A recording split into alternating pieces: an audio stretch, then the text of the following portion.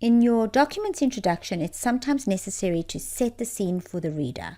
When beginning a document in this way, you're essentially summing up commonly known details to make sure you and your reader are beginning at the same place.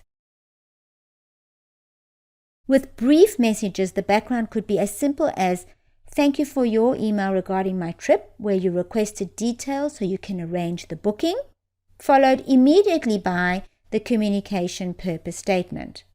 While in other emails, all you need is the communication purpose statement. With persuasive documents like a business case or proposal, there is usually some form of issue or complication to be solved. In this type of document, there are usually 4 things to think about.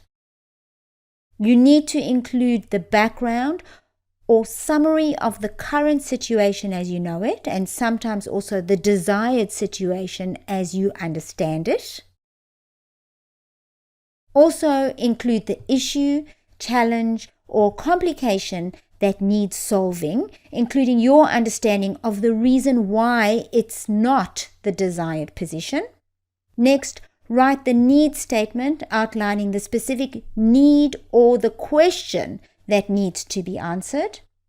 And of course, don't forget to include the communication purpose or reason for writing the document.